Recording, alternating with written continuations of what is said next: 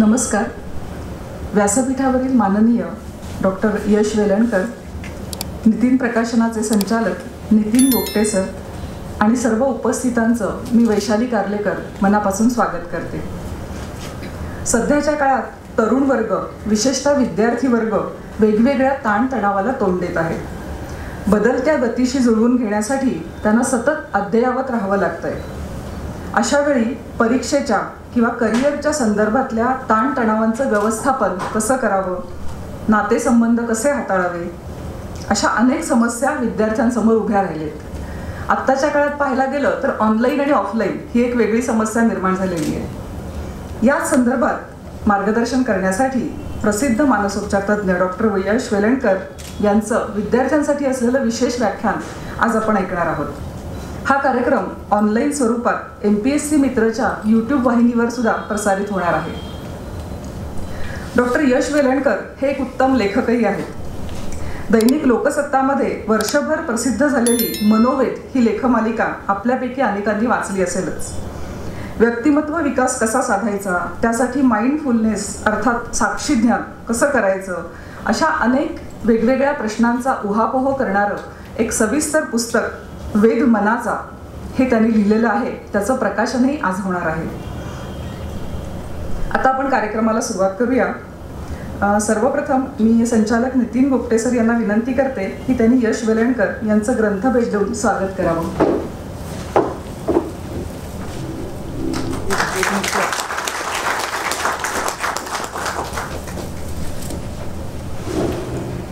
आता या संपूर्ण कार्यक्रमाचं प्रयोजन किंवा विद्यार्थ्यांसाठी या व्याख्यानाची आवश्यकता याबद्दल बोलण्यासाठी मी नितीन गुप्ते सरांना विनंती करते.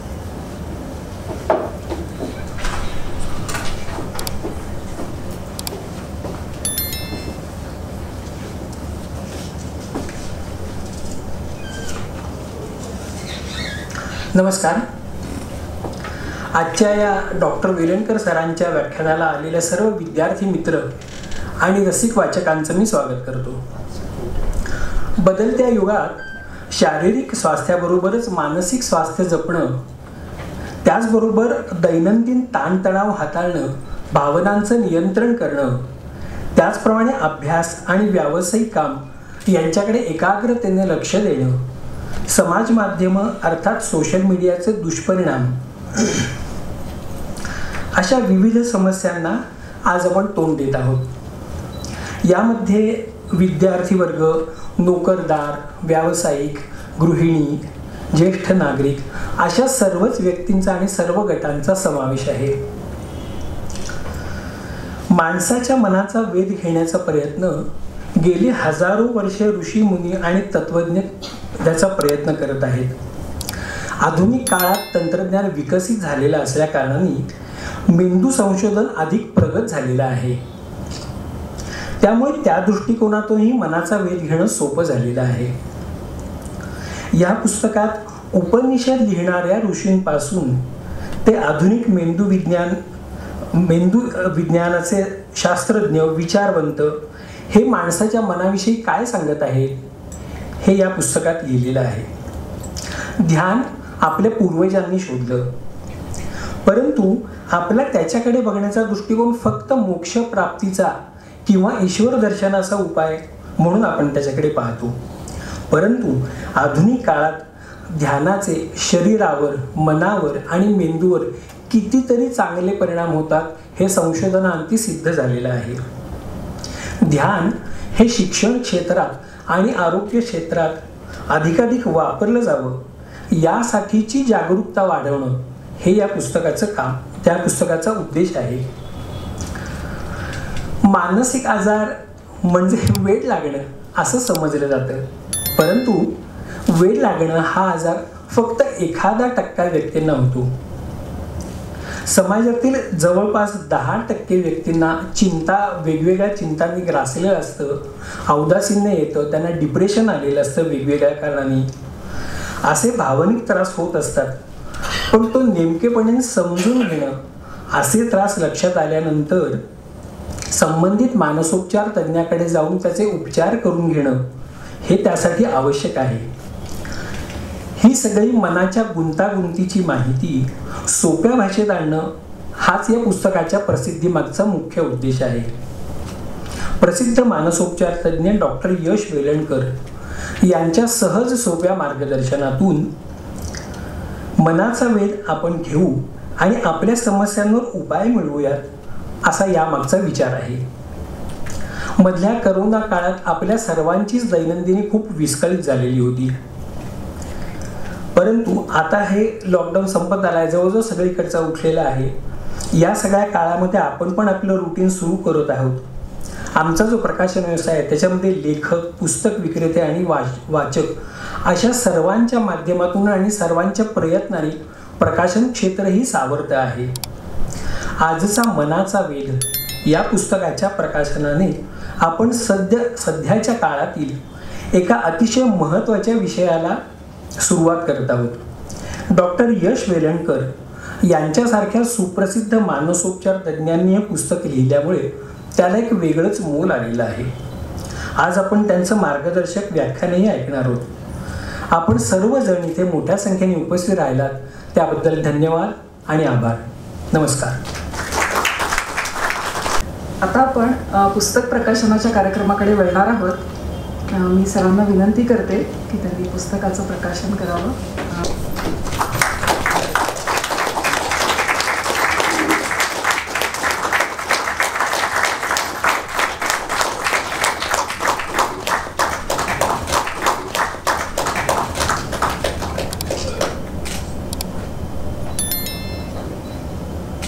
धन्यवाद, सर्वांचे आभार.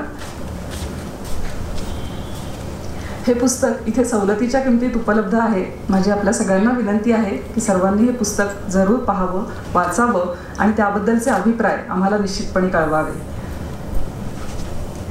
आता यानंतर आपण यश वेलणकर सरांचं एका महत्त्वपूर्ण विषयावरचं व्याख्यान ऐकणार आहोत. तत्पूर्वी मी त्यांचा एक परिचय आपल्यासमोर सादर करते. खरं तर त्यांच्याबद्दल बोलण्यासारख्या खूप गोष्टी आहेत, पण मी थोडक्यात इथे आपल्याला परिचय सांगते. डॉक्टर यश वेलणकर यांनी BA-MS केलं असून तत्त्वज्ञान आणि मानसोपचार या विषयामध्ये मास्टर्स केलं आहे. त्यांची अजूनपर्यंत 9 पुस्तकं प्रकाशित झाली असून ध्यानविज्ञान या पुस्तकाला महाराष्ट्र साहित्य परिषदेचा सोनोपंत दांडेकर हा पुरस्कार मिळालेला आहे. ते मानसोपचार तज्ज्ञ आणि मानसोपचार प्रशिक्षकही आहेत. जीवनशैली, तणाव व्यवस्थापन, आरोग्यासाठी ध्यान अशा वेगवेगळ्या विषयांवरच्या कार्यशाळा ते आयोजित करतात आणि ते प्रशिक्षण देतात. अतिशय सोप्या भाषेत मानसशास्त्राची तत्त्व उलगडून सांगणं हे त्यांचं वैशिष्ट्य आहे. आता मी डॉक्टर वेलणकर यांना विनंती करते की त्यांनी आपलं व्याख्यान सुरू करावं. व्याख्यान संपल्यानंतर 15 मिनिटं आपण प्रश्नोत्तरांसाठी वेळ ठेवलेला आहे. त्यावेळेस आपण त्यांना काही शंका विचारू शकता आणि निरसन करून घेऊ शकता.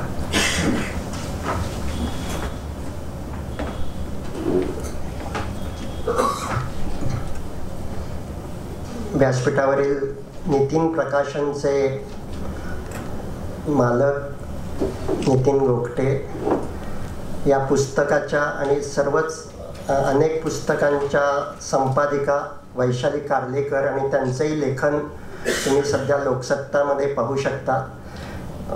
आजच त्यांचा लेख आलेला आहे. मराठी भाषा याविषयी त्या दर आठवड्याला एक लेख, जिथे मी हे मनोवेदचे लेख लिहित होतो तिथेच आता त्यांचे हे येत असतं संपादकीय पानावर. अशा वैशाली कार्लेकर आणि सर्व पुस्तकप्रेमी. मनाचा वेध आपण या पुस्तकातून घेतलेला आहे आणि त्या संदर्भातच आत्ता मी थोडंसं बोलणार आहे. आणि त्यानंतर मग तुमच्या जर काही शंका असतील तर त्याविषयी आपण मोकळेपणाने चर्चा करू. आपल्याला शरीराचे अवयव दिसत असतात, हात, पाय, डोकं, आणि त्या अवयवांना काही त्रास होऊ लागतो. त्यावेळी आपण त्या तज्ज्ञ डॉक्टरकडे जातो, त्याचे काही उपचार घेतो. पण हे जसे हे शरीराचे अवयव आहेत तसेच मनाचे देखील अवयव आहेत. मनाची देखील विभिन्न अंग आहेत आणि त्याला सुद्धा त्रास होतो हेच बऱ्याच जणांना त्याचं भानच नसतं. म्हणजे एखाद्याला शारीरिक आजार झालेला असतो आता मी डॉक्टर म्हणून सुद्धा मी प्रॅक्टिस करतो, मी अनेक डॉक्टरना याचं ट्रेनिंग देतो आणि तुम्हाला सुद्धा आता माहिती आहे की अनेक शारीरिक आजारांचं मूळ कारण हे मनातल्या तणावामध्ये असतं. आपल्या शरीराला होणारे 70% अधिक आजारांचं मूळ कारण मानसिक तणाव हे आहे. पण एखाद्या व्यक्तीला जर असं आपण सांगितलं की तुम्हाला आता हा जो मायग्रेन आहे ना त्याचं मूळ कारण तणावामध्ये आहे आणि त्यामुळे मायग्रेनची औषधं वगैरे मी देतो, पण ते मायग्रेन जर बरं करायचं असेल तर तुम्हाला खरं म्हणजे तुमच्या मनाकडे अधिक लक्ष देणं आवश्यक आहे, मनाचा वेध घेणं आवश्यक आहे. असं सांगितलं तरी तो पेशंट सहसा ते मान्य करत नाही. म्हणजे मी काय पागल झालो का असं त्याचा प्रश्न असतो.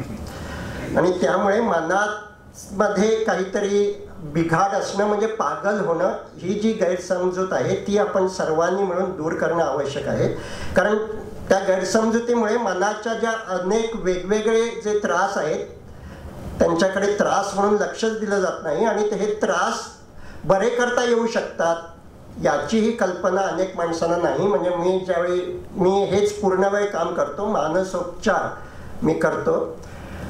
आता हा मानसोपचार आणि मनोरोग तज्ज्ञ हे सुद्धा दोन स्पेसिफिक वेगळी माणसं आहेत, याचंही भान बऱ्याच मराठी समाजामध्ये नाही आहे. म्हणजे आपण आनंद नाडकर्णी यांना सुद्धा मानसोपचार तज्ज्ञ म्हणतो, खरं म्हणजे ते मनोरोग तज्ज्ञ आहेत. त्यांना मानसोपचारही ते शिकलेले आहेत, पण मानसोपचार तज्ज्ञ आणि मनोरोग तज्ज्ञ यामध्ये फरक आहे. मनोरोग तज्ज्ञ हा औषधं देतो आणि आपल्या मेंदूमध्ये जो काही केमिकल लोचा झालेला असेल त्यावर ती औषधं काम करत असतात आणि जो त्याचं निदान करून औषध देतो तो मनोरोग तज्ज्ञ, ज्याला इंग्रजीमध्ये हे दोन स्पेसिफिक वेगळे शब्द वापरले जातात.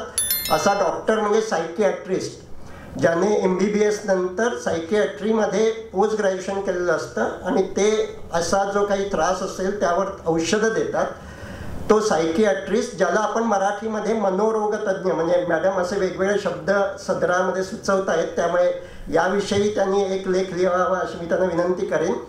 मानसोपचार तज्ज्ञ याचं इंग्लिशमधलं नाव खरं म्हणजे सायकोथेरपिस्ट आहे आणि सायकोथेरपी याचं मराठी आपण मानसोपचार असं करू शकतो. आणि सायकोथेरपीमध्ये कोणतीही औषधं दिली जात नाही. खरं म्हणजे सायकोथेरपी ही सायकियाट्रीपेक्षा आधी सुरू झालेली आहे. सिग्मंड फ्रॉइड यांनी जे काही सुरू केलं ते म्हणजे मानसोपचार, सायकोथेरपी. आणि त्यानंतर वेगवेगळ्या मानसोपचार पद्धती विकसित झालेल्या आहेत. आज देखील असे वेगवेगळे मानसोपचारातले तज्ज्ञ आहेत व त्यामध्ये ते वेगवेगळ्या मानसोपचार वापरले जातात, ज्यामध्ये REBT, rational emotive behaviour therapy, केवळ बिहेवियर थेरपी, कॉग्निटिव्ह थेरपी, तसंच मी जी शिकवतो ती म्हणजे माइंडफुलनेस थेरपी. माइंडफुलनेसवर आधारित 4 ते 5 थेरपीज परदेशात अशाच REBT सारख्या वापरल्या जातात. दुर्दैवानं या सर्वांबद्दलची जाणच आपल्या समाजात कमी आहे. म्हणजे सायकियाट्रिस्ट आणि मानसोपचार तज्ज्ञ हे दोन वेगवेगळे आहेत याचंच भान आपल्याला नाही आहे. सो पहिली गोष्ट आपल्याला हे समजून घ्यायला लागेल की या दोन वेगवेगळी प्रोफेशन्स आहेत, वेगवेगळी दोन माणसं असतात. मानसोपचार तज्ज्ञ हा कोणतीही औषधं वापरत नसतो, तो मनावर काम करत असतो. आणि तो मनावर काम करतो म्हणजे काय ते मी आत्ता तुम्हाला थोडक्यात सांगणार आहे. हे मनावर काम करण्याचा एक महत्त्वाचा उद्देश माणसाच्या मनामध्ये आणि माणसाच्या मनामध्ये विचार आणि भावना या ज्या निर्माण होतात त्या भावनांमध्ये माणूस ज्यावेळी कोलमडून जातो, भावनांच्या आणि विचारांच्या लाटांमध्ये त्याला पोहता येत नाही, त्यावेळी त्याला भीती वाटू लागते, तो उदासीला सामोरा जातो, म्हणजे त्याला डिप्रेशन येतं, त्याला ऑब्सेसिव्ह कंपल्सिव्ह डिसऑर्डर असा त्रास होऊ शकतो. हे सगळे भावनांचे आणि विचारांचे मुख्यतः त्रास आहेत. यावेळी भावनांच्या समुद्रात पोहायचं कसं हे शिकवणं म्हणजे मानसोपचार आहे. आणि असं हे जे पोहणं शिकवणं आहे त्याच्या वेगवेगळ्या पद्धती आहेत आणि त्या आत्ता मी जे काही सांगतो आहे त्यातल्या वेगवेगळ्या अंगाला महत्त्व देणाऱ्या त्या पद्धती आहेत. वेगवेगळ्या अंगाला म्हणजे काय की शरीरामध्ये जशी वेगवेगळे अवयव आहेत, हात आहे, पाय आहे, डोकं आहे, तसेच मनाचे देखील वेगवेगळी अंग आहेत, मनाचे वेगवेगळे भाग आहेत, वेगवेगळे अवयव आहेत आणि या प्रत्येक अंगामध्ये काही ना काही विकृती होऊ शकते.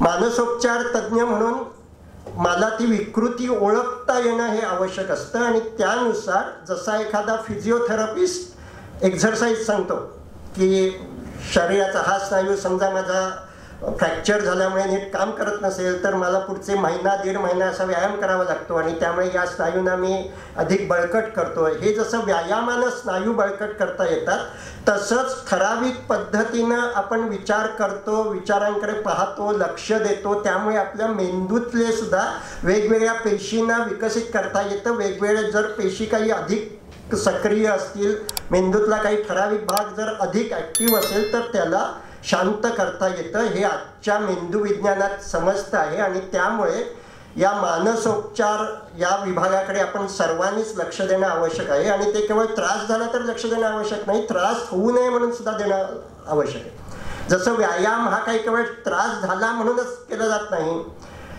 व्यायाम हा प्रत्येक व्यक्तीनं करणं आवश्यक आहे. आपले जर सांधे लवचिक ठेवायचे असतील तर रोज अशी सांध्याची हालचाल करायला हवी. तसंच आपल्या मेंदूला सुद्धा रोज ठराविक पद्धतीनं व्यायाम द्यायला हवा आणि हा व्यायामाचा उद्देश आपल्या मनाची जी 5 वेगवेगळी अंग आहेत त्यांना योग्य प्रकारे सक्रिय ठेवणं, त्यांना बॅलन्स करणं, एखाद्याला जर अधिक समजा काम मिळत असेल तर त्याचं काम कमी करणं, हे या मुख्यतः सगळ्या जे काही मानसोपचारामध्ये वेगवेगळी तंत्र शिकवली जातात त्याचा उपयोग आहे. त्यामुळे REBT सारखी तंत्र सुद्धा कोणताही त्रास होत नसताना सुद्धा माणसानं शिकून घेणं आवश्यक असतं. तसंच या पुस्तकामध्ये मी जास्त उल्लेख ज्याची माहिती अधिक दिलेली आहे ते माइंडफुलनेसची प्रॅक्टिस सुद्धा कोणताही त्रास नसताना देखील प्रत्येकानं करणं आवश्यक आहे. यामध्ये मी एक उल्लेख केला आहे की डॅन हॅरिस नावाचा एक त्याने पुस्तक लिहिलं आहे 10% हॅपियर. त्याची स्टोरी अशी आहे की तो TV चा अँकर आहे आणि TV वरून भाषण देत असतानाच म्हणजे अँकरिंग कार्यक्रम करत असताना त्याला पॅनिक अटॅक आला आणि तो YouTubeवर उपलब्ध आहे. तो पॅनिक अटॅकच्या वेळी त्याची जी काही अवस्था झाली होती ती, आणि त्यानंतर त्याने तो पॅनिक अटॅकवर वेगवेगळी औषधं घेतली, वेगवेगळे अनेक उपाय केले, पण त्याला त्याचा काही गुण आला नाही आणि माइंडफुलनेसचा त्याला उपयोग झाला आणि त्यामुळे त्याने त्या सगळे जी त्याचा जो हा प्रवास आहे तो लिहिला आहे आणि त्या पुस्तकाचं नाव ठेवलं आहे 10% हॅपियर.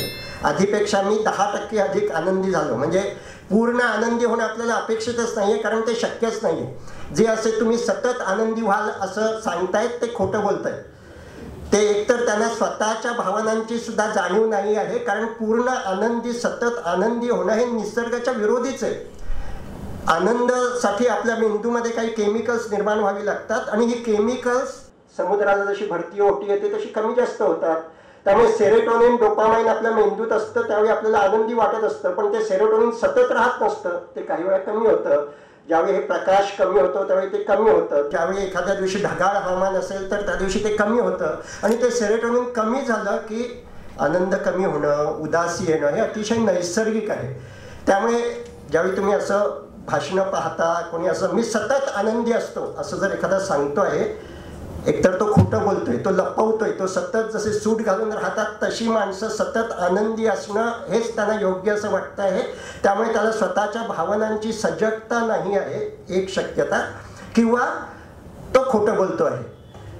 तो सुद्धा म्हणजे मी आत्ता तुम्हाला सांगायला हरकत नाही, माझे अनेक क्लायंट आहेत, मी असे मोटिवेशनल स्पीकर अनेक जण माझे क्लायंट आहेत. फक्त ते उघडपणे सांगू नका असं म्हणतात, कारण मग त्यांचं सगळंच मार्केट खाली होईल की मला सुद्धा उदासी आली हे जर जगाला समजलं तर ते जे काही मोटिवेशन बोलत असतात त्याच्यावर परिणाम होऊ शकेल. पण मोटिवेशनल स्पीकर जर असा एखादा सांगत असेल, एखादा माणूस सतत आनंदी राहू शकतो आणि स्वतःला एवढं व्यस्त ठेवा की उदासी तुम्हाला स्पर्शच करणार नाही, तो चुकीचं बोलतोय. तुम्ही स्वतःला व्यस्त ठेवलं तरी सुद्धा मेंदूतलं सेरोटोनिन कधी ना कधी कमी होणार आहे आणि अनकॉन्शियसली उदासी तुमच्या मनामध्ये निर्माण होणारच आहे. ती तुम्हाला फक्त जाणवत नसेल, तुम्ही तिला लपवून ठेवत असाल, पण ती कधीतरी बाहेर पडणार आणि तिचा त्रास सुरू होणार. म्हणूनच मोटिवेशनल स्पीकर माझ्याकडे येतात, कारण त्यांनी ते सतत दाबून ठेवलेलं असतं, पण ती कधीतरी बाहेर येऊ लागते आणि त्याचा त्रास होऊ लागतो. त्यामुळे आपल्याला हे समजून घ्यायला हवं की आपल्या मनातल्या भावना या सुद्धा सतत बदलत असतात. राग येणं, वाईट वाटणं, चिंता वाटणं, दुःख होणं या सगळ्या स्वाभाविक भावना आहेत. पण या भावना जर अधिक वेळ राहू लागल्या किंवा खूप तीव्र होऊ लागल्या की त्याला भावनिक त्रास असं म्हणतात. आणि मग त्याच्यावर मी मगाशी जे म्हटलं की भावनांच्या समुद्रात पोहण्याचं कौशल्य विकसित करणं म्हणजे भावनांची तीव्रता कशी कमी करता येईल. भावनांची तीव्रता म्हणजे काय की राग आल्यानंतर आज मोठी माणसं सुद्धा असं समोर असेल ते फेकून देतात किंवा मारामारी करायला जातात किंवा डोकं आपटतात. ही रागाची त्रासदायक तीव्रता आहे, ती कमी करता यायला हवी. त्याची तीव्रता कमी करता येणं, एखादा राग आला की दिवसेंदिवस रागाच्याच स्थितीमध्ये असतो, म्हणजे त्याचा कालावधी तो कमी करता यायला हवा. आणि वारंवारता, छोट्या छोट्या गोष्टीनं राग येतोय तो कमी करता यायला हवा. या 3 गोष्टी प्रत्येक माणसानं स्वतःवर यासाठी काम करत राहायला हवं. म्हणजे मला सुद्धा काम करायला हवं. मला सुद्धा माझ्या अपेक्षित तेवढी मुलं माणसं इथे आलेली नाहीत असं दिसलं तर मला वाईट वाटणं स्वाभाविक आहे. पण ते वाईट वाटणं अधिक काळ राहता नाहीये, त्याचा परिणाम माझ्या बोलण्यावर होता नाहीये, त्याचा परिणाम माझ्या दिवसभरावर होता नाहीये. हे जर मी मॅनेज करू शकलो तर मी भावनांच्या समुद्रामध्ये पोहतो आहे, योग्य पद्धतीनं त्याला सामोरं जातो आहे असं मी म्हणू शकतो. आणि त्यामुळे मनाचा वेध घ्यायचा म्हणजे मुख्यतः आपल्या मनातल्या भावनांना ओळखायचं, त्यांना नाव द्यायचं, आपला मूड कसा खालीवर होतोय त्याकडे लक्ष द्यायचं. आजच दुपारी आम्ही बोलत होतो इथे आम्ही ज्यांना ट्रेनिंग देतो अशा ट्रेनिंग घेतलेल्या रमा देशपांडे आलेल्या आहेत आणि त्या अशा सांगतात, त्या ऑनलाईन कार्यक्रम घेतात आणि त्या वयोगटातल्या अनेक 45-50शीतल्या स्त्रियांशी त्यांचा संवाद त्या करत असतात. त्या अशा सांगत होत्या की मी ट्रेनिंग घेतल्यामुळे आता त्यांना स्त्रियांना समजायला लागलं आहे की आपल्या भावनांना नाव देणं आवश्यक आहे. आणि आपल्या मनात भावना येतात हेच देखील मराठी माणसांना समजत नसतं. त्या भावनेच्या भरात ते कृती करत असतात. एखाद्याचा मृत्यू झाला की दुःखाच्या भरात खूप दुःख होणं हे ठीक आहे, पण आत्ता मला दुःख आहे याचं भान त्यावेळी असणं हे महत्त्वाचं आहे. जे नसलं तर त्या भावनेच्या भरात कृती होऊन जाते आणि ती कृती ही बेभान करणारी असते, सैराट करणारी असते. आणि ते जर सगळं आपल्याला कमी करायचं असेल तर मनाचा वेध घेतलेला पर्याय नाही. मनाकडे लक्ष द्यायला हवं. जसं आपण रोज आंघोळ करताना शरीराकडे लक्ष देतो, त्यावेळी सूट सगळे कपडे काढून ठेवतो, तसंच निसर्गतः आपल्या मनामध्ये काय निर्माण होत आहे त्याकडे लक्ष द्यायला हवं. आणि असं लक्ष देताना आपल्याला असं जाणवेल की मनाचे 5 वेगवेगळी अंग आहेत. त्यातलं एक अंग मी आत्ता सांगितलं भावना, पण त्याबरोबर अन्य 4 अंग आहेत. त्यातलं पहिलं अंग म्हणजे लक्ष देणं, ध्यान. आत्ता यांनी ध्यान हा शब्द मेडिटेशन या अर्थी वापरला, पण ध्यान या शब्दाचा अर्थ लक्ष देणं हा आहे, ज्याला इंग्लिशमध्ये आपण अटेन्शन असं म्हणू शकतो. आणि त्यामुळे याबद्दलचं भान वाढवणं सुद्धा खूप आवश्यक आहे. याबद्दलचं भान वाढवायचं म्हणजे काय की आपलं ध्यान सतत जात असतं, पण तसंच मी माझ्या इच्छेनं ठरलेल्या ठिकाणी ध्यान देऊ शकतो याचं भान अनेकांना नसतं. ध्यानाचा सराव करणं म्हणजे हेच भान वाढवणं. मी ठरवणार आहे इथे मी लक्ष देणार आहे, मग ते कुठेही असेल, व्हिडिओवर असेल, वाचनावर असेल किंवा श्वासाच्या हालचालीवर असेल, त्या ठिकाणी मी लक्ष देणं म्हणजे ध्यान देणं. आणि ज्यावेळी माझं लक्ष विचलित होतं त्यावेळी ध्यान विचलित होतं, लक्ष दुसरीकडे जातं. ह्या दोन्ही नैसर्गिक आणि स्वाभाविक गोष्टी आहेत. आता हे मेंदूच मनाचं अंग का म्हणायचं, कारण ज्या ठिकाणी माझं लक्ष असतं त्याचं ज्ञान मला होतं. म्हणजे मी आता बोलतो आहे, तुम्ही समोर बघून बसून हे ऐकत असाल किंवा ऑनलाईन ऐकत असाल, पण ज्यावेळी तुमचं लक्ष कुठेतरी दुसरीकडे जाईल, तुमच्या मनात दुसरे विचार येतील, त्यावेळी मी काय बोलतोय ते तुम्हाला समजणारच नाही, त्याचं आकलनच होणार नाही. त्याचं जर आकलन व्हायला हवं असेल तर तुम्हाला पुन्हा पुन्हा माझ्या बोलण्याकडे लक्ष द्यावं लागेल. आणि त्यामुळे विद्यार्थ्यांनी हे खूप समजून घेणं आवश्यक आहे की एकाग्रता फार अपेक्षित ठेवून उपयोग नाही. एकाग्रता हे एक प्रकारे मिथ आहे. मी मगाशी म्हटलं जसं की उदासी न येणं हे जसं चुकीचं आहे, उदासी येणं हे स्वाभाविक आहे, तसंच एकाग्रता, अर्जुनाला तो बाण वगैरे या पुराण कथा म्हणून आपण अधिक म्हणू शकतो. पूर्णतः एखाद्या माणूस 15 मिनिटं एखाद्या गोष्टीवर एकाग्र झाला आहे ही खूपच कठीण गोष्ट आहे. खूप सरावानं ती साध्य होऊ शकते आणि साध्य करण्यासारखी सुद्धा ती नाही आहे. म्हणजे काय की समजा ज्यावेळी एकाग्रता आपण पाहतो, समजा मोबाईल गेमवर एखादा माणूस एकाग्र होत असेल, इट्स ओके. तो ज्यावेळी मोबाईल गेमवर एकाग्र झाला असेल, त्याला कोणीतरी हाक मारली तर तर त्याला ती ऐकूच येत नाही, कारण त्याचं लक्ष त्या पूर्णतः मोबाईल गेममध्ये असतं. आता हे थोड्या वेळासाठी झालं ठीक आहे, पण जर सतत तो माणूस एकाग्र असला तर त्याला स्वतःच्या मनात निर्माण होणाऱ्या विचार आणि भावना देखील समजणारच नाहीत. मगाशी मी जे सांगितलं की जे स्वतःला सतत आनंदी समजत असतात ते कदाचित आनंदावर एकाग्र होत असतील, पण त्यामुळे त्यांना नंतर कधीतरी डिप्रेशनचा त्रास होऊ लागतो. कारण आपल्या मनात या निर्माण होणाऱ्या ज्या भावना आहेत, आपोआप निर्माण होणारे जे विचार आहेत ते लक्षातच येत नाही जर मी सतत कुठेतरी एखाद्या कृतीवरच एकाग्र राहिलो तर. आणि त्यामुळे काही वेळ एकाग्र राहणं ठीक आहे. अर्जुन सुद्धा तो बाण मारताना एकाग्र राहत असेल, तो सतत एकाग्रता असणं हे चुकीचं आहे. सतत एकाग्र म्हणजे दुसरं उदाहरण द्यायचं झालं तर चौकीदार एकाग्र असेल तर उपयोगी आहे का हो? ते चुकीचं आहे. त्यावर जर एकाच ठिकाणी तो एकाग्र राहिला तर तिथून येणारा चोर त्याला दिसेल, पण इकडे काही झालं तर त्याला समजणारच नाही. आणि त्यामुळे हे एकाग्रता याबद्दलचं जे सुद्धा आकर्षण आपल्याकडे आहे ते चुकीचं आहे.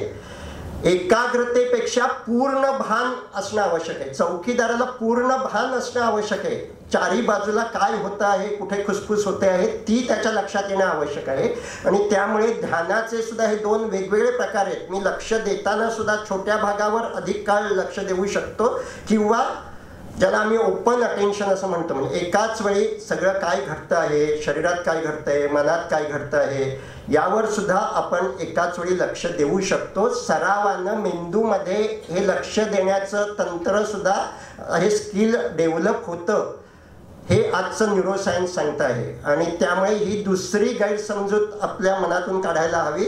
एकाग्रता ही काही वेळासाठी आवश्यक आहे. एकाग्रता हे ध्यान देण्याचंच एक पुढचं प्रॉडक्ट आहे, पण सतत एकाग्रता आवश्यक नाही, ती त्रासदायक आहे. तर हे मनाचं पहिलं अंग ध्यान देणं, लक्ष देणं. आता लक्ष देण्यामध्येच अनेक विकृती असतात आणि अभ्यास होत नाही वगैरे. ते लक्ष नीट न दिल्यामुळेच, म्हणजे काय असतं, अभ्यास करत असतात विद्यार्थी आणि त्यांचं लक्ष विचलित झालंय, आता विराट कोहलीचं काहीतरी आठवतं, याचं भानच त्यांना येत नाही. पुस्तक समोर असतं पण ते भान नसतं आणि त्यामुळे अभ्यास नीट होत नाही. त्यामुळे आपलं लक्ष विचलित झालंय हे लक्षात येणं महत्त्वाचं. ते ज्यावेळी लक्षात येतं त्यावेळी आपण पुन्हा लक्ष जे काही आपण करत असू त्याकडे नेऊ शकतो. आणि अशा पद्धतीचं हे लक्ष विचलित झालंय हे भान आपण ज्यावेळी माइंडफुलनेसचं प्रॅक्टिस रेग्युलर करतो त्यामुळे अधिक विकसित होतं. तसंच दुसरं अंग आकलन म्हणजे बुद्धी. म्हणजे जिथे माझं लक्ष असेल ते माझ्या कानावर शब्द पडला की त्या शब्दाचा काय अर्थ आहे हे कोण जाणतं? माझी बुद्धी जाणते. आणि आज जे आपण म्हणतोय आर्टिफिशियल इंटेलिजन्स म्हणजे काय, ही बुद्धी विकसित करणं आहे की डेटा गोळा केला की त्याचा अर्थ लावणं म्हणजे बुद्धी. त्यामुळे आवाजाचा अर्थ लावणं, हा आवाज लता दिदींचा आहे हे ज्यावेळी मी ओळखतो त्यावेळी माझी बुद्धी काम करत असते. मी आता तुमच्याशी बोलतो आहे आणि त्याचा अर्थ तुम्हाला समजतो आहे याचं कारण ही भाषा समजण्याची बुद्धी तुमच्याकडे आहे. या बुद्धीचे सुद्धा वेगवेगळे प्रकार आहेत, पण जे स्पर्धा परीक्षा देत आहेत त्यांना मुख्यतः शब्दविषयक बुद्धी त्यांची चांगली असणे आवश्यक आहे. मग बुद्धी म्हणजे काय? बुद्धीची व्याख्या आपण असं करू शकतो की एखादी गोष्टीचं आकलन होणं आणि त्या गोष्टीमध्ये बदल करता येणं म्हणजे बुद्धी. मग संगीत विषयक बुद्धी म्हणजे काय? संगीताचे सूर ऐकले की मला ते समजत आहेत, हे राग कुठला आहे, काय आहे हे समजत आहे आणि त्या सुरांमध्ये मी काही बदल करून त्या सुरांची सिनर्जी करून मी वेगळा राग सुद्धा गाऊ शकतोय, वाद्यावर वाजवू शकतोय, तर मला संगीत विषयक बुद्धी आहे. अशीच भावना विषयक बुद्धी, मगाशी मी जे म्हटलं भावना ओळखता येणं आणि भावना बदलवता येणं म्हणजे भावना विषयक बुद्धी. आज जे म्हटलं जातं इमोशनल इंटेलिजन्स. त्या या सगळ्या शब्दांमध्ये जी बुद्धी हा भाग आहे, बुद्धी म्हणजे समजणं, आकलन होणं आणि त्यामध्ये बदल करता येणं.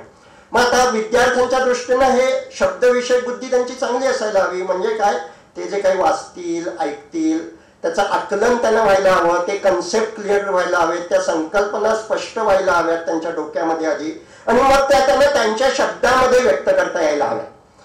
म्हणजेच ते बुद्धी वापरू शकले तरच त्या त्यांच्या शब्दामध्ये ते व्यक्त करू शकतील. केवळ पाठ करून जर ते मांडत असतील तर त्यांची बुद्धी विकसितच झालेली नाही. ते केवळ मनाचं जे तिसरं अंग स्मृती त्याचाच वापर करता आहेत. पण जर बुद्धी विकसित झाली नाही तर ज्यावेळी तो समोर प्रसंग येईल त्यावेळी ती जी बुद्धी वापरणं आवश्यक आहे ती वापरताच येणार नाही. कारण ते सगळं जे काही माहिती असेल ती केवळ स्मृतीमध्ये असेल. म्हणजे उदाहरण मी तुम्हाला एक सांगतो की समजा डॉक्टर के परीक्षेमध्ये सगळी आपल्या शरीराची माहिती आणि हे असणं आवश्यक असतं. त्याने ते उत्तम पाठ केलं, उत्तम पेपर दिला, पण त्याला जर कन्सेप्ट समजले नसतील तर समोर पेशंट आल्यावर त्या पेशंटमध्ये काय झालेलं आहे त्याचं निदानच त्याला करता येणार नाही. कारण असं पेशंटचं वर्णन आणि पुस्तकी वर्णन हे वेगवेगळं असतं. पुस्तकामध्ये जे काही दिलेलं आहे त्याने पाठ केलेलं असलं तरी सुद्धा त्याला कदाचित परीक्षेत 100% मार्क मिळतील, पण त्याला पेशंटचं निदान करता येणार नाही. कारण पेशंटचं निदान करता येण्यासाठी बुद्धी आवश्यक आहे, तिथे स्मृती पुरेशी नाही आहे. आणि त्यामुळे आपल्याला आयुष्यामध्ये जी काही वेगवेगळ्या समस्या सोडवायच्या असतील त्या समस्या सोडवण्यासाठी ती बुद्धी विकसित करणं आवश्यक आहे. ती बुद्धीचे प्रकार, बुद्धी कशी विकसित करायची हे खूप वेगळं शास्त्र आहे. पण हे आपल्याला दुसरं अंग बुद्धी याविषयीची सुद्धा माहिती घ्यायला हवी, तिचा वेध घ्यायला हवा. तिसरं अंग स्मृती, जे काही बुद्धीनं मला समजतं ते माझ्या मेंदूमध्ये आणि पूर्ण शरीरामध्ये सुद्धा साठवलं जातं, ती म्हणजे स्मृती. मग ही स्मृती सुद्धा वेगवेगळ्या प्रकारची आहे. म्हणजे व्यक्त स्मृती आणि अव्यक्त स्मृती, ज्याला एक्सप्लिसिट मेमरी आणि इम्प्लिसिट मेमरी असं म्हणतात. म्हणजे काय, मी माझ्या आयुष्यातल्या सगळ्या घटना सांगू शकतो, ती व्यक्त करता येणारी स्मृती आहे. सगळी जी काही मुलं परीक्षा देतात ही व्यक्त करता येणारी स्मृती आहे. परंतु सायकल चालवण्याची स्मृती ही अव्यक्त स्मृती आहे. सायकल चालवायची काय हे शब्दात म्हणता येणं कठीण आहे.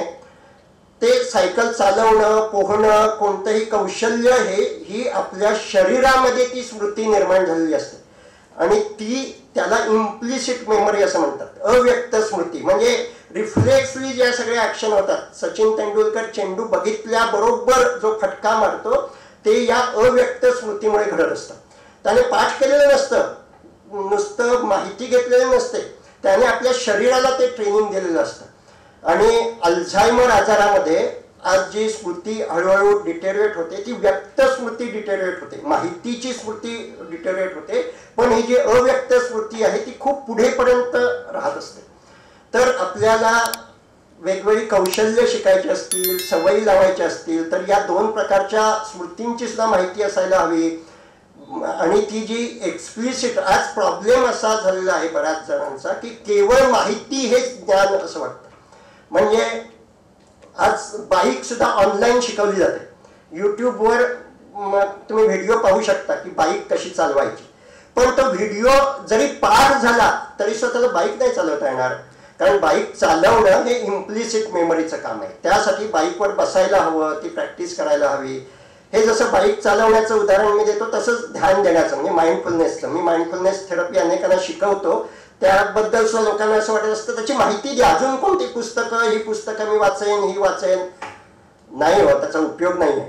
ते बाईक चालवण्यासारखंच आहे. त्याचा सराव करायला हवा, लक्ष देण्याचा सराव करायला हवा. आपल्या मनात विचार कसे येतात, भावना कशा निर्माण होतात, हे सगळं जे आहे ही आपल्याला या माइंडफुलनेसच्या सरावानं खरं म्हणजे आपण इम्प्लिसिट मेमरी बदलवत असतो.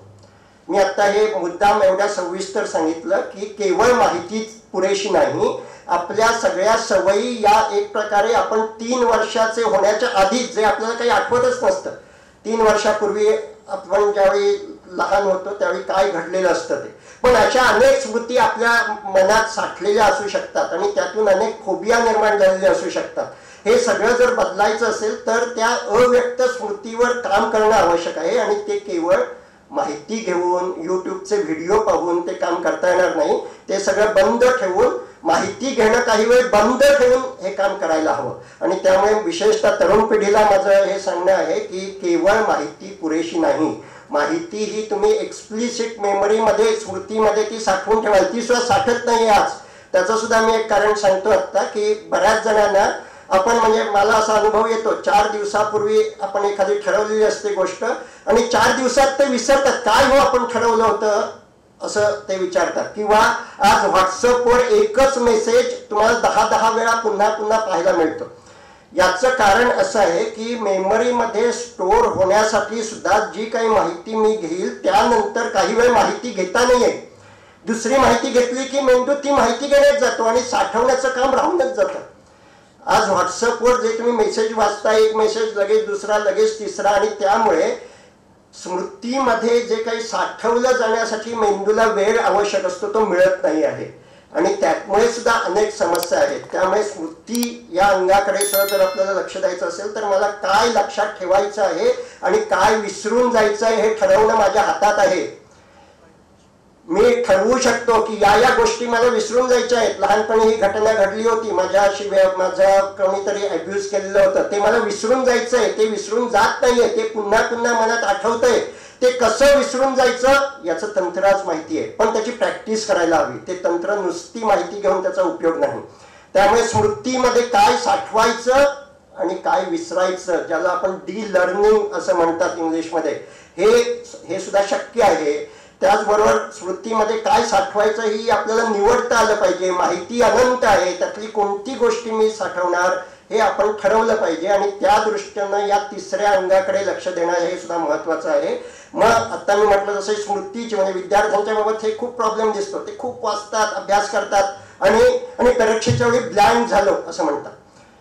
याचं कारण ह्या सगळ्या ज्या या पाचही अंगांकडे जे योग्य प्रकारे लक्ष देणं आवश्यक आहे ते लक्ष ते देत नाहीत. ते नुसती माहिती भरून ठेवत आहेत आणि कपाटामध्ये आपण अशी माहिती भरून ठेवली, त्याला नीट साचेबद्ध ठेवलं नाही तर कपाटाचं दार उघडलं की जसं भाव सगळी पुस्तकं बाहेर पडतात किंवा कपडे बाहेर पडतात तसं त्यांना असंख्य गोष्टी त्यावेळी आठवतात आणि त्यामुळे नक्की आपल्याला काय आठवणं आवश्यक आहे हेच त्यांना समजत नाही आणि मग त्यातून पुढची गोष्ट म्हणजे ब्लँक होणं असं होत असतं.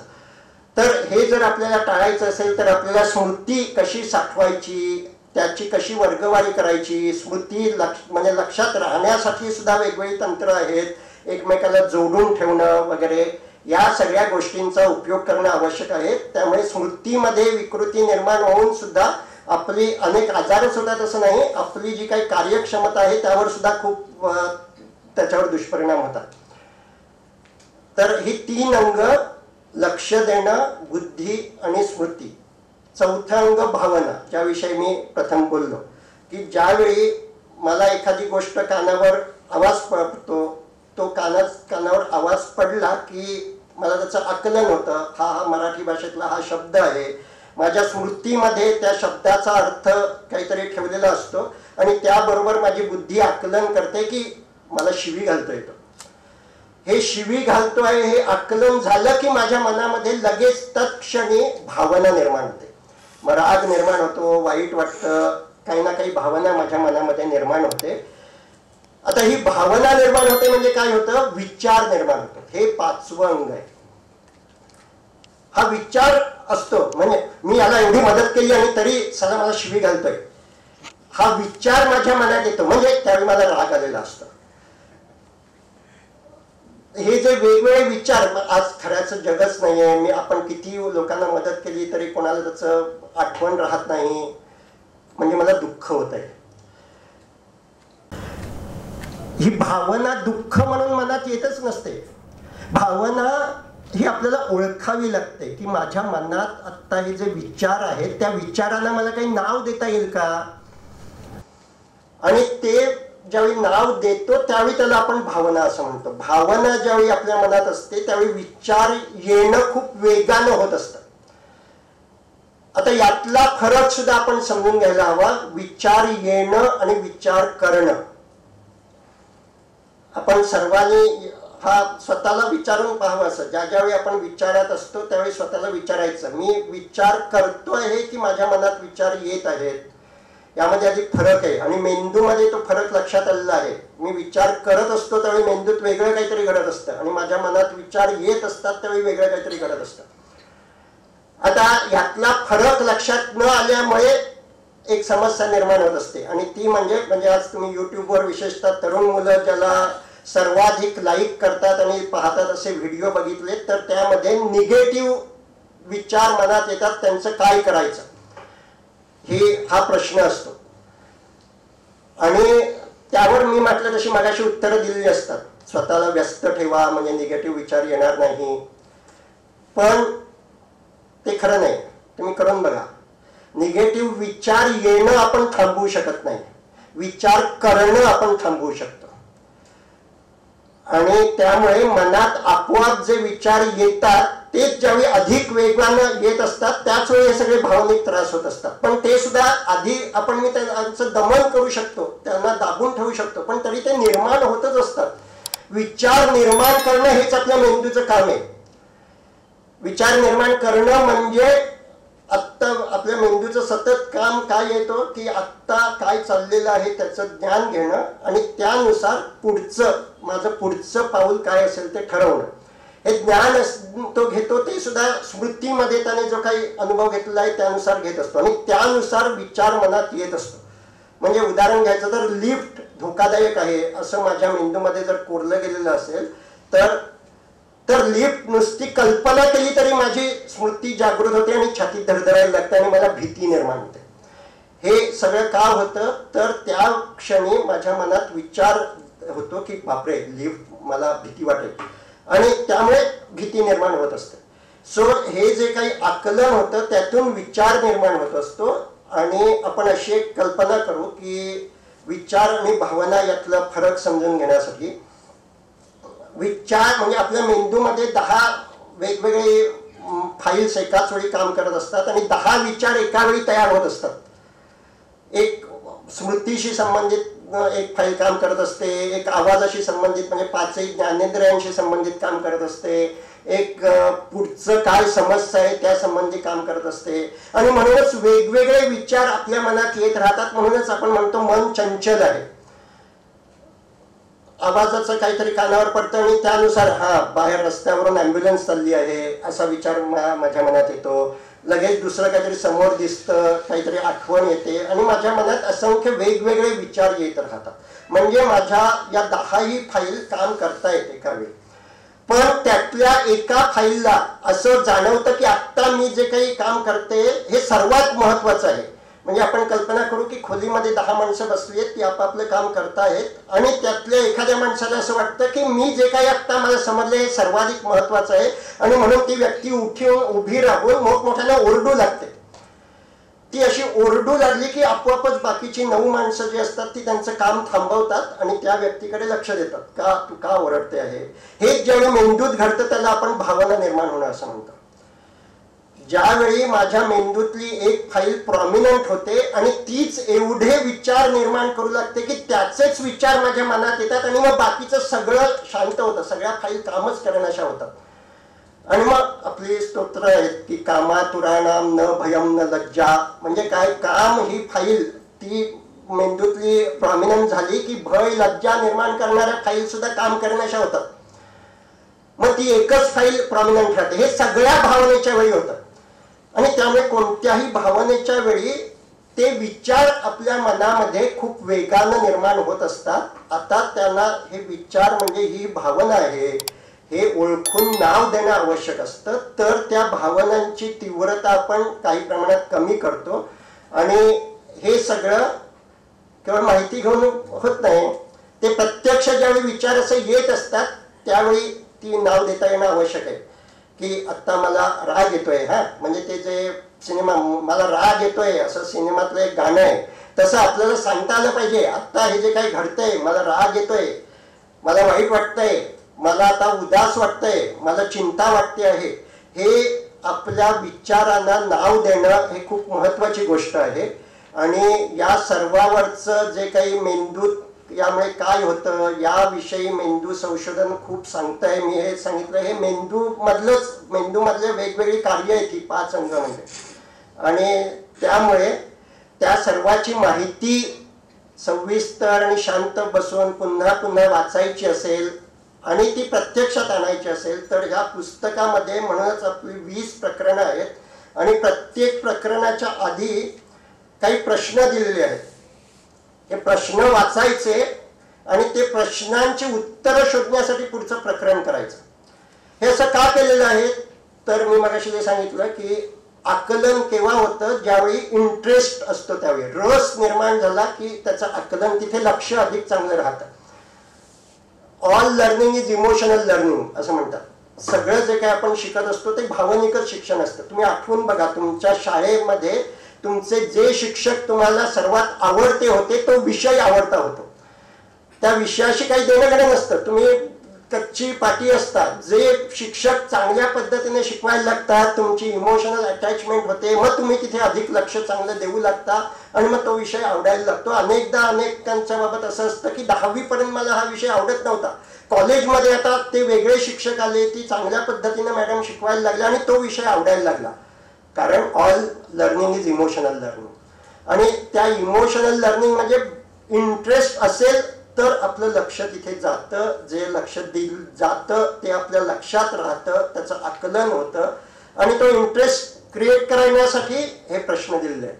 प्रत्येक प्रकरणापूर्वी तो इंटरेस्ट क्रिएट करण्यासाठी ते प्रश्न वाचायचे आणि या प्रश्नांची उत्तरं मला या पुढच्या 3-4 पानामध्ये शोधायची आहेत असं म्हणून जर आपण वाचलं तर आपलं लक्ष तिथे अधिक चांगल्या पद्धतीनं राहू शकतं आणि ते लक्षातही अधिक चांगलं राहू शकतं.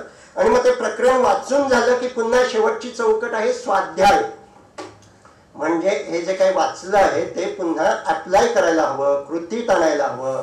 मी मगाशी म्हटलं तसं केवळ माहिती पुरेशी नाही. माहिती हे आपल्या या 5 याच्यातल्या एका गोष्टीमध्ये केवळ स्मृतीमध्ये भरणा येतो माहिती ठेवणं म्हणजे. पण बाकीच्या 4 अंगांकडे जर महत्वच दिलं नाही, आपण लक्ष दिलं नाही तर काही होणार नाही. आणि त्यामुळे हे जे काही वाचलं आहे ते आपल्याला रोजच्या आयुष्यामध्ये उपयोजित करायला हवं, अप्लाइड करायला हवं, त्याच्यावर प्रत्यक्ष अनुभव तो घ्यायला हवा. जसं मी मगाशी सांगितलं, युट्यूबवर बाईक चालवण्याचं ट्रेनिंग आहे, पण ते नुसतं व्हिडिओ पाहून बाईक नाही चालवता येणार. ते जे काही शिकलो आहे, माहिती घेतली आहे, ती बाईकवर जाऊन प्रत्यक्षात बसायला हवं आणि ते कृतीत आणायला हवं. तर मनाचा वेध घेताना सुद्धा हे बाईकवर, मनाच्या बाईकवर बसणं म्हणजे ते पुढचे दिलेले स्वाध्याय आहेत. ते स्वाध्याय सुद्धा जर आपण प्रत्येकानं रोज 5 मिनिटं 10 मिनिटं असं घेऊन जर केले तर ते आत्ता मी जे काही सांगतोय ते कृतीत आणल्यासारखं होईल आणि या 5ही अंगांचं आपलं आरोग्य अधिक चांगलं राहील, ते अधिक बॅलन्स राहतील. आता यामधला शेवटचा मुद्दा मी मांडतो आणि माझं बोलणं संपवतो. आज ह्या सगळ्याचं भान नसल्यामुळे बर्न आउट, जो आपल्या इथे पुन्हा लोकांना शब्द सुद्धा फार माहिती नाही आहे, पण खूप लोक बर्नआउट आहेत. 40% पेक्षा अधिक माणसं आज बर्नआउट आहेत असं काही रिसर्च म्हणतात. याचं कारण काय? बर्नआउट म्हणजे आपल्या मेंदूचा ठराविक भाग थकून जाणं. म्हणजे तुम्ही आता जसं बसलेले आहात असं समजा 10 तास बसून राहिलात तर थकून जायला होतं. म्हणजे आपण प्रवास केल्यानंतर अंग आमतं असं का? कारण आपले बाकीचे स्नायू वापरलेच गेले नाहीत. तुम्हाला बसण्यासाठी जे स्नायू काम करतायत तेवढेच वापरले गेले आहेत. म्हणून मधून मधून उभं राहायला हवं. सतत मी उभं राहिलो तरी सुद्धा मी थकून जाईन. आपल्या शरीरातली जे काही स्नायू आपण वापरतो ते जसे बदलायला हवेत, हे जसं शरीराबाबत करायला हवं तसंच मेंदूबद्दलही करायला हवं, जे आज होत नाही. म्हणजे आज ज्यावेळी मी सोशल मीडियावर राहतो, माहिती घेतो, व्हिडिओ पाहतो, त्यावेळी मी मेंदूतला एकच ठराविक भाग वापरत असतो आणि तो म्हणजे माहिती घेणं आणि काही प्रमाणात ती साठवणं.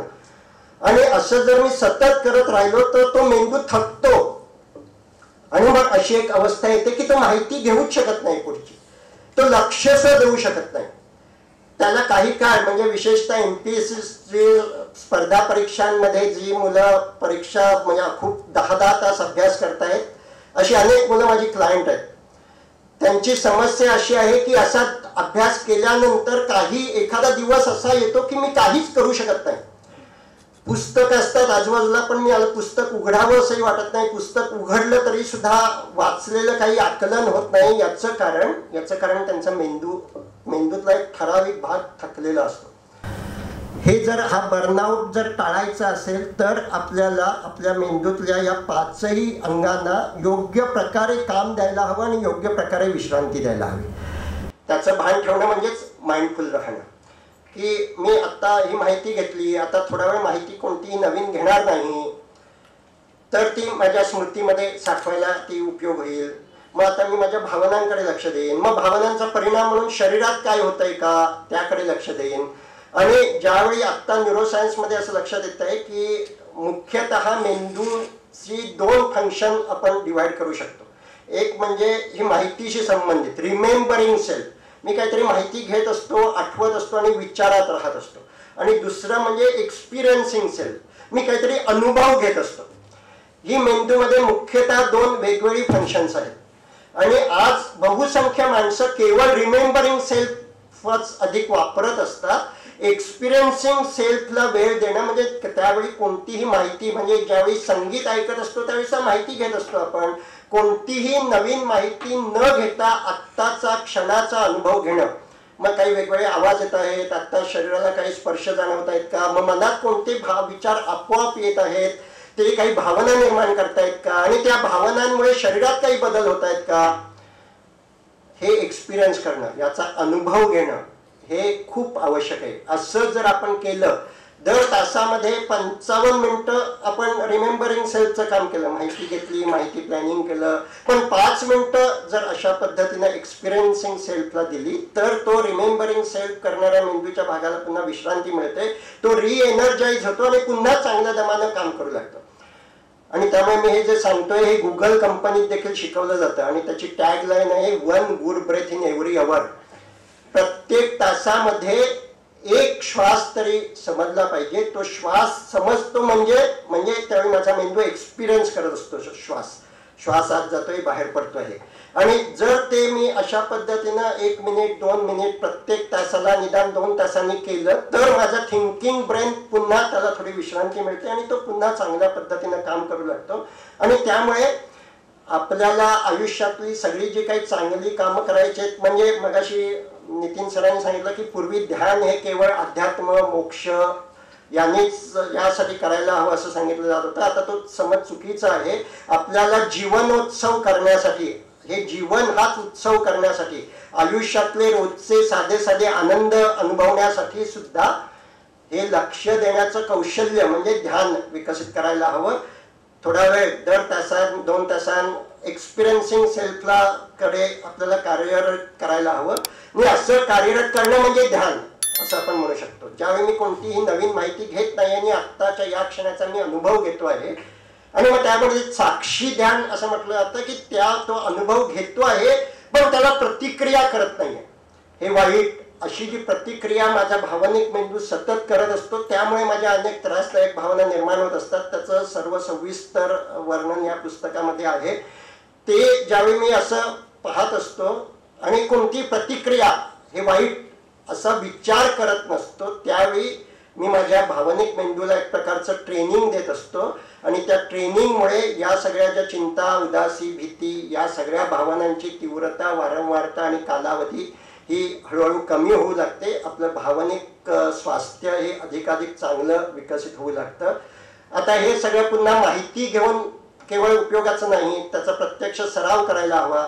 म्हणून जे आज हे पुस्तक विकत घेतील आणि पुढल्या काही काळ आपल्या या प्रती उपलब्ध असतील तोपर्यंत विकत घेतील, तोपर्यंत आपण आपलं एक ॲप आहे साईप माइंड ॲप, आणि तशीच एक वेबसाईट आहे. त्यामध्ये या सगळे प्रोग्राम मी जे आता सांगितलं हे लक्ष देण्याचं कौशल्य विकसित करण्यासाठी त्यामध्ये असे 10-10 मिनिटाचे ऑडिओ आहेत.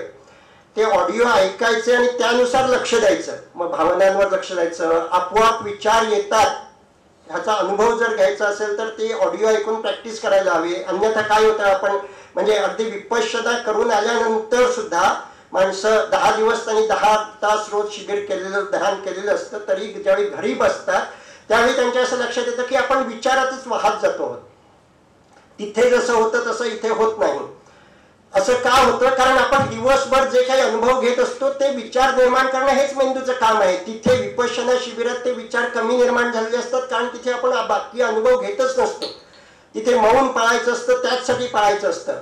मी अशी विपश्यनेची 5 शिबिरं केलेली आहेत आणि त्यामुळे मी हे अनुभवाचे बोल सांगतोय की तिथे खरंच विचार निर्माण होणंच खूप कमी असतं, कारण त्यावेळी आपण अन्य अनुभव तिथे काही घेत नसतो.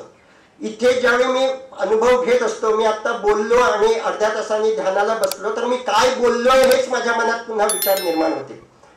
असं विचार निर्माण होणं हे स्वाभाविक आहे, तेच माझ्या मेंदूचं काम आहे. पण आता त्या विचारांपासून अलग होणं हे कौशल्य आहे, आणि ते कौशल्य ज्यावेळी आपण ऑडिओ ऐकून रोज सराव करतो त्यावेळी हळूहळू विकसित होतं. आणि त्यामुळे आज आपण असं जाहीर केलेलं आहे की त्या ॲपमध्ये एक प्रोग्राम आहे ज्यामध्ये 8 ऑडिओ आहेत आणि ते 3 महिने तुम्ही ऐकून त्याची प्रॅक्टिस करू शकता. ते ॲप त्याची किंमत 500 रुपये आहे, पण आत्ता या पुस्तक प्रकाशनाच्या निमित्तानं आपण ते मोफत उपलब्ध करून दिलेलं आहे.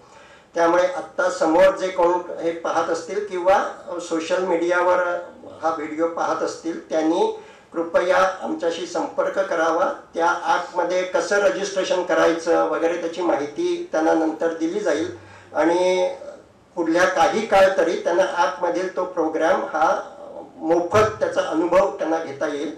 माझी अशी विनंती आहे की मनाचा वेध आपण प्रत्येकाने घ्यायला हवा. मगाशी मी जे सांगितलं डॅन हॅरिसचं, त्याचं म्हणणं असं आहे की हे जसं आपण लहानपणी दाताचा वेध घ्यायला मुलांना शिकवतो, म्हणजे ब्रशिंग करायला शिकवतो मुलांना, आज घरोघरी त्याचं असे काही वर्कशॉप घ्यायला लागत नाहीत. ब्रशिंग कसं करायचं त्याची घ्यावी लागतात अजून, कारण पण त्याचं स्किल आता पालक मुलांना शिकवू शकतात. तसं पुढल्या 15-20 वर्षामध्ये हे सगळं मनाचा वेध घेण्याचं स्किल पालक मुलांना घरोघरी शिकवू लागतील. कारण जे असे शिकवतील त्यांचीच मुलं आज जे काही एकूण परिस्थिती आहे त्याला चांगल्या पद्धतीनं सामोरं जाऊ शकतील. पण आता हे शिकवायचं असेल तर आधी पालकांनी हे शिकून घ्यायला हवं, ते त्यांच्या रोजच्या जीवनात आणायला हवं. आणि हे तो अमेरिकेतलं सांगतोय, म्हणजे अमेरिकेत 20 वर्षांनी होणार असेल तर आपल्याकडे अजून 25-30 वर्ष त्याला लागतील, पण 50 वर्षानंतर हे स्किल घराघरात पालक मुलांना शिकवतील अशा पद्धतीचं होईल. ते जोपर्यंत होत नाहीये तोपर्यंत आपण ते शिकून घ्यायला हवं आणि आपल्या घराघरामध्ये ते शिकवायला हवं. प्रत्येक व्यक्तीनं आपल्या मनाचा वेध घेणं हे त्याची कार्यक्षमता वाढवण्यासाठी सुद्धा आणि शांततेचा आनंदाचा अनुभव घेण्यासाठी देखील आवश्यक आहे. हे मनाचा वेध कसं घ्यायचं याची माहिती या पुस्तकात मिळेल. हे पुस्तक प्रकाशित करायला नितीन सरांनी आणि अनिरुद्ध सरांनी पुढाकार घेतला, त्याबद्दल मी त्यांचे खूप आभारी आहे. या पुस्तकात जे लेखन आहे ते आधी वेगळ्या स्वरूपामध्ये लोकसत्तामध्ये जे मनोवेद म्हणून सदर होत होतं त्यामध्ये प्रकाशित झालेलं आहे. परंतु दैनिकातल्या लेखनाला मर्यादा असतात. ते मला 280 शब्दात एक आर्टिकल लिहावं लागत होतं. यामध्ये काही मर्यादा नाही आहे, त्यामुळे ते अधिक विस्तारानं लिहिणं, त्याचं संपादन करणं, ज्यामध्ये वैशाली मॅडमनी खूप मोलाचा सहभाग घेतलेला आहे की हे बदल करूया, हे इथे वाढवूया, आणि त्याप्रमाणे संपादन करून आणि त्या लेखांमध्ये खूप काही बदल करून अधिक लिहून असं आपण हे पुस्तक प्रकाशित केलेलं आहे. आज तुम्ही सर्वजण या पुस्तकाला आशीर्वाद देण्यासाठी इथे आलात, त्याबद्दल तुमचे सर्वांचे मनापासून ऋणी आहे. धन्यवाद.